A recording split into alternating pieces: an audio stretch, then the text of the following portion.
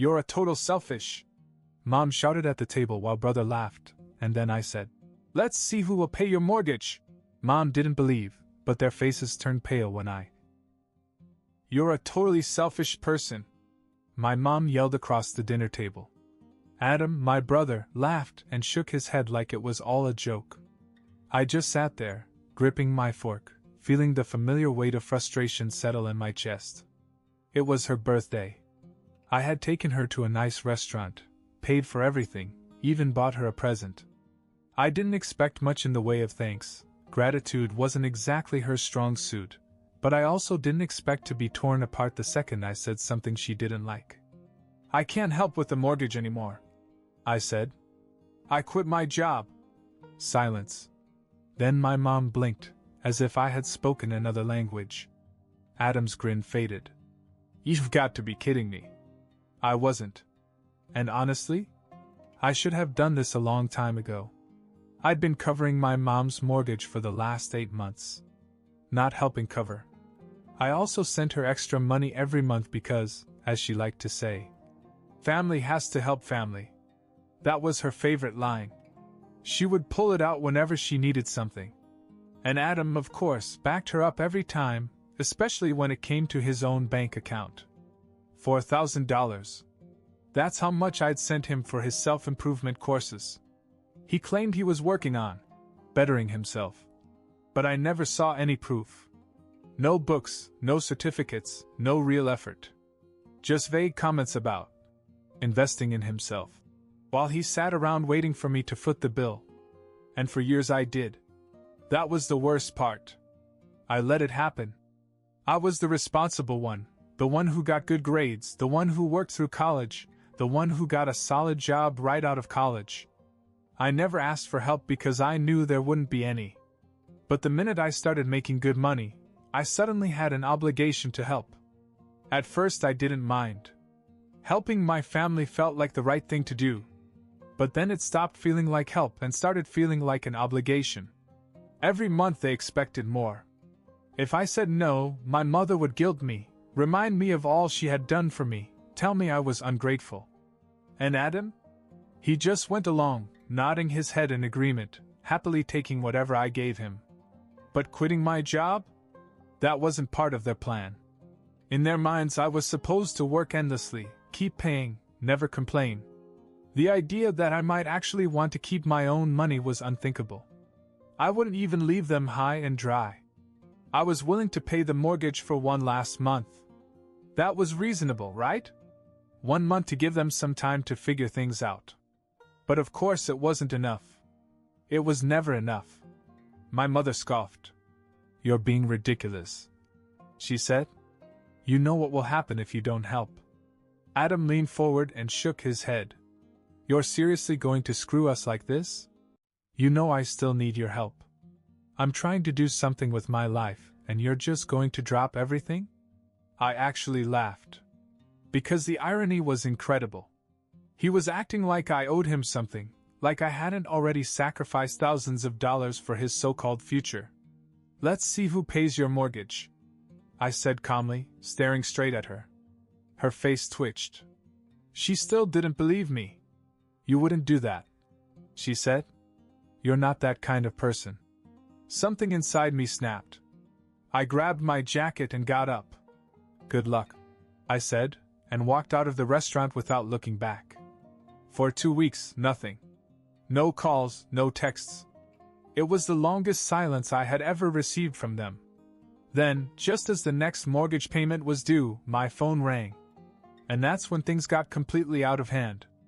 For the first time in years, my phone wasn't constantly buzzing with my mom's guilt trip or my brother's fake concern masking yet another request for money. No reminders about family obligations. No passive-aggressive texts. Just quiet. I should have known it wouldn't last. The morning the mortgage payment was due, my phone started ringing. Mom's name came up. I let it go to voicemail. She called again. Then again. On the 5th call, I finally picked up. She wouldn't even let me say hello. Where is she? I stretched out on my couch. Where's what? The mortgage payment, Jack. It was due today. I didn't answer right away. I wanted to see how long it would take her to answer her own question. It took 3 seconds.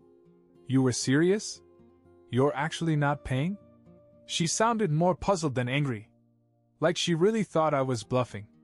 I told you, I said. Last month was the last. A pause. Then she let out a dry laugh. I thought you were just throwing a temper tantrum. A tantrum. That was what she called it. Like I was a spoiled child refusing to share his toys instead of an adult finally setting boundaries. I sighed. Mom, I don't have a job. I won't send you any more money. Her voice sharpened. So what, you're just going to let us lose the house? I let that sit for a second. Let them lose the house. As if the last 8 months of mortgage payments I'd covered didn't exist. As if it wasn't their house, their responsibility. You had 2 weeks, I said. You should have come up with something by now. She scoffed. Oh, don't give me that. 2 weeks isn't enough time. You have savings. You could help if you wanted to. And there it was. The assumption that my money was just a shared family fund. That my hard-earned savings weren't mine, but a backup account for when she needed it. Then she dropped something new. Well, if you won't help, someone else will. My boyfriend will step in. I sat up straighter. Boyfriend? I knew she was seeing someone, but I had never paid attention. She had gone through a lot of short-term relationships, none of them lasting long. His name is Mike, she said. And he actually cares about this family. Unlike you? I almost laughed. And what, is he going to start paying your mortgage now? Not yet, she admitted. But he wants to talk to you. I knew where this was going. No thanks. Before I could hang up, her voice went cold. Let me be clear, Jack. If you don't help, he's going to get involved. I had no idea what that meant. But I was about to find out. The next day, Mike showed up at my apartment. I wasn't expecting a visitor. It was late afternoon and I had just gotten back from the gym when I heard a knock, loud and patient. Not a casual knock. More like someone expecting me to open the door right now. I checked the peephole. A guy I didn't recognize was standing there. Tall, maybe late 40s, built like someone who used to go to the gym, but had let himself go a bit. Bald, cheap leather jacket, the kind of face that always looked on the verge of smirking. I knew who it was before he even opened his mouth. I opened the door, but didn't open it all the way. Yeah? Mike, he said, like that should mean something to me. When I didn't answer, he added, Your mom's boyfriend. We need to talk. I exhaled through my nose. I don't think we do. He grinned. Are you going to invite me in? Nope. His grin twitched. All right. We'll do it like this, then. He crossed his arms, shifting his weight as if to settle in. Your mom's upset. She's stressed. And frankly, I don't blame her. You're leaving your family in a really bad place, kid. I leaned against the doorframe. She told you that I pay her mortgage, right? And that I told her months ago that I wouldn't do it forever? Mike shrugged. She told me you left her. And your brother. You got your big job, made your money, then left her high and dry. I laughed. Really laughed. She told you that? That's what I know. He corrected, squinting at me. Because I see reality, Jack. Your mom is hurting. And you're sitting here in your nice apartment, living your life, while she's wondering if she'll have a place to sleep next month. I stared at him for a moment. She sent you here to shake me down, didn't she? Mike scoffed. Nah, man. I volunteered. I wasn't sure if that was better or worse. Listen, he said, lowering his voice as if he wanted to sound reasonable. I get it. You want to do your own thing. Be independent. That's great. But this isn't just about you. Your mother needs stability. Your brother's trying to build a future. And you, he pointed at me. You're the one in the best position to help. I was done. Not my problem. His expression darkened. Yeah, see, that's the thing. It is your problem. I tilted my head. How do you figure?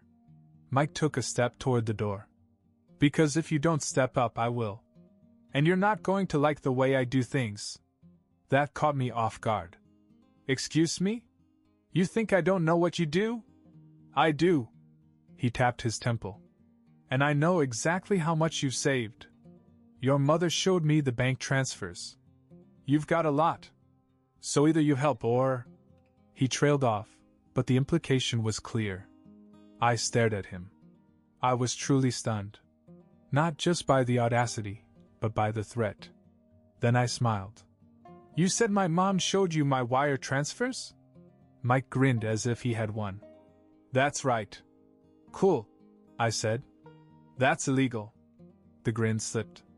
And since I never gave her access to my accounts, I continued, I'm guessing she either went through my personal information without permission or lied about why she needed the money. Either way, I'd like to see what my bank has to say about this. Mike's face twitched. Look, kid, I cut him off. You got 10 seconds to get out of my house before I call the cops. 9. He hesitated. 8. His jaw tightened. 7. He turned and walked away. I waited until he was completely down the hall before I closed the door. My hands trembled, not with fear, but with adrenaline. Because this wasn't just a family drama anymore. This was something else. Something uglier. And I had a feeling it wasn't over. Something about Mike's visit stuck with me, not just the threats, but the fact that my mother had actually shown him my bank transfers. I kept replaying the conversation in my head, wondering how long she had let this guy pry into my personal business. By morning, I had decided I wasn't going to let it go. But when I stepped outside and saw my car, my stomach sank. Left front tire? Flat.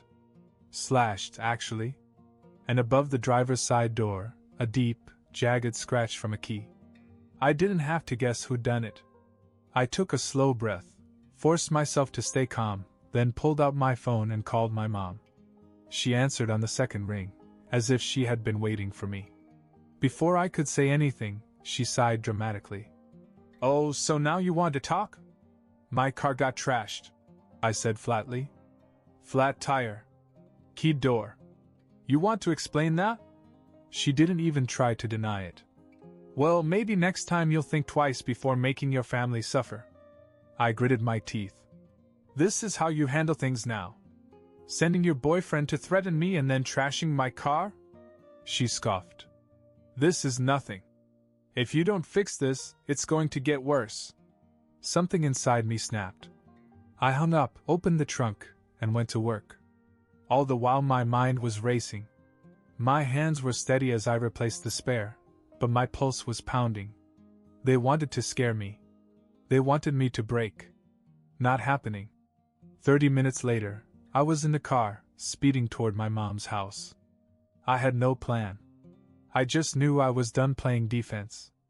As I pulled into the driveway, I barely had time to turn off the engine before the front door swung open. My mom stepped out, arms crossed, looking bored. Like I was the unreasonable one around here. Then, behind her, the screen door creaked open and Mike appeared. But that wasn't all. Adam was there too. And he wasn't alone. There was another guy, someone I didn't recognize, leaning against the porch railing, arms covered in tattoos, watching me with a grin. And at that moment, I realized something. This wasn't just about money anymore. They were waiting for me. As soon as I got out of the car, I knew something was wrong. My mom was standing on the porch with her arms crossed, a smug look on her face like she had already won. Mike was next to her, grinning like he was enjoying a private joke. Adam leaned against the doorframe, avoiding eye contact. But it was the other guy, tattoos, buzz cut, about my age but rougher, that really set off alarms in my head. I had no idea who he was, but he was watching me too closely. As if he was waiting for something. I closed the car door and walked up the driveway. All right, I said. Who's the extra? Tattoo guy grinned, but didn't answer. My mom did. This is Ryan, she said, like that explained everything. A friend of the family. Mike chuckled. He helps out when people won't listen. Ah. So this was an intimidation thing. Cute. I crossed my arms. So let me get this straight. You slashed my tire, keyed my car, and now you've got some hired goon trying to scare me? Ryan actually laughed at that. Hired goon? That's funny. Mike stepped forward. Nobody wants this to get ugly, Jack. But if you don't start cooperating, it's going to get worse. I stared at him. Worse? You're playing a dangerous game, kid, he said. You've got money. You have savings. And you think you can just walk away and leave your family in the gutter? He clicked his tongue. It doesn't work like that. I glanced at Adam, who was still hanging back near the door, shifting uncomfortably. Are you okay with this, Adam? You really co-signed this? He hesitated, then muttered. You're the one making this hard, man. I let out a slow breath. Wow. Okay. I turned back to my mother. So what's the plan here? I start paying again and all this magically goes away. Her expression didn't change. You should want to help your family. You have the means. The whole situation is your fault. I laughed. I really laughed. My fault? I have been paying for everything for months.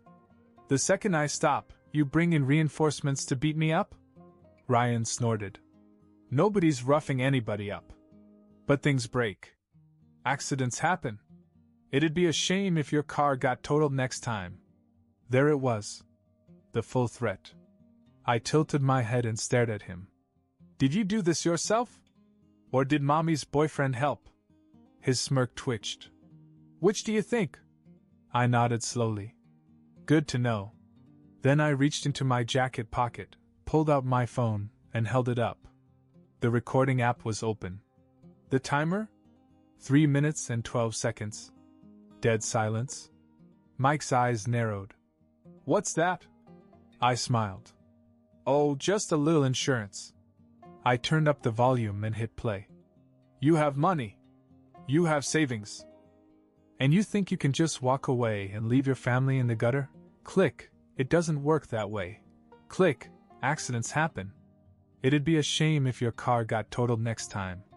Ryan's smirk disappeared. Adam turned pale. Mike's expression darkened. My mom. She even looked nervous. I put the phone back in my pocket. So here's what's going to happen. I said. You're all going to back off. No more calls. No more visits. No more accidents. Because if anything else happens to me, my car, my apartment, hell, even my mail, that recording goes straight to the cops. Mike clenched his jaw. You wouldn't do that. You sure?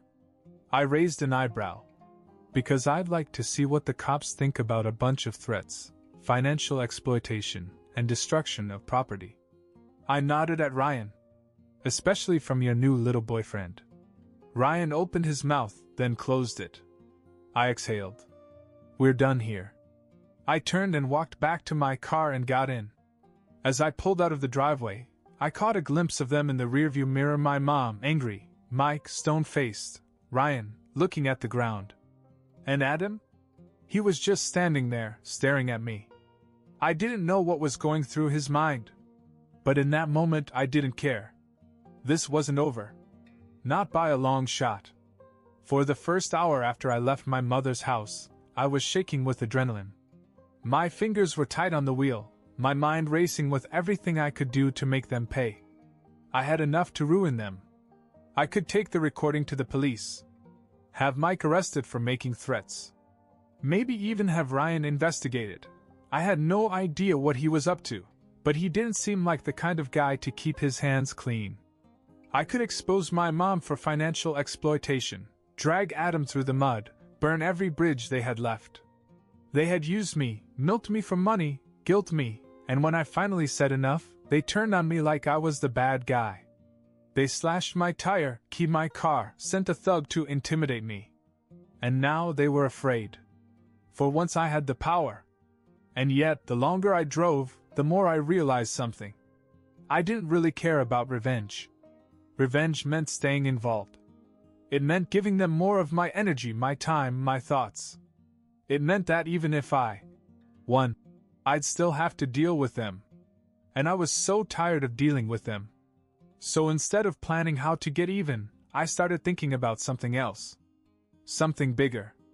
What if I just left? Not just my apartment. Not just the city. But everything. By the time I pulled into my parking lot, the decision was made. I was leaving. And I wasn't coming back. I went inside, grabbed a suitcase, and started packing. Clothes, essentials, my laptop, the things I actually cared about. The rest?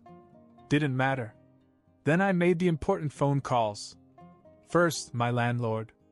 I told him I was moving out immediately, breaking the lease, and paid the fee without a second thought. He didn't even ask why. Next, my bank. Locked everything down, new passwords, fraud alerts, extra security. If my mom had been snooping into my finances before, she wasn't going anywhere near them now. Then I wiped my social media clean. Deactivated accounts, removed contacts, cut any digital thread that could lead back to me. By nightfall, I had booked a one-way ticket. New city. New state. Somewhere near the ocean, because why not? The next morning, before I left for the airport, I sent Adam one last message. Tell Mom to stop calling. I'm done. Don't try to find me. Good luck. Then I blocked his number. Blocked all her numbers. And that was it. As I sat in the airport waiting for my flight, a strange sense of calm came over me. For the first time in my life, I didn't feel obligated to fix anything. I wasn't carrying someone else's problems. I wasn't waiting for the next guilt trip, the next demand, the next financial drain. I was free. As the plane took off, I looked out the window and smiled. They could call me selfish. They could hate me. They could tell themselves whatever lies made them feel better. I didn't care. Because for the first time in years, my life was mine. I landed in Los Angeles with nothing but a suitcase and the feeling that for the first time in my life I was actually free.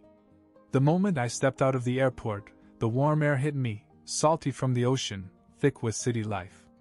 Palm trees lined the streets, the skyline stretched endlessly, and everything felt new. Mine. I found a small apartment in Santa Monica, a short walk from the beach. It wasn't much, a tiny kitchen, creaky floors, a landlord who returned texts 2 days late, but it had a balcony. Every morning I drank my coffee out there, watched the sunrise paint the ocean gold, listened to the waves crash instead of my mother's voice demanding money. I got a job. Not a stressful corporate job like before. Something easy. Something that paid enough to cover the rent and let me enjoy my life. No more breaking my back to pay for other people's lifestyles. One night, about a month after I moved, I was sitting on the sand watching the waves when my phone buzzed with an unknown number. I almost ignored it, but something inside me was curious. I answered. A pause. Then a familiar voice. Jack? Adam. I didn't say anything. He let out a slow breath. Mom's losing the house. I looked out at the ocean, the moonlight stretching over the waves. Okay, I said. Silence. Then, that's it. Yeah, I said. That's it. I hung up. Blocked the number. Then I got up, dusted the sand off my jeans, and walked home. For the first time in my life, their problems weren't my problems. And it felt damn good.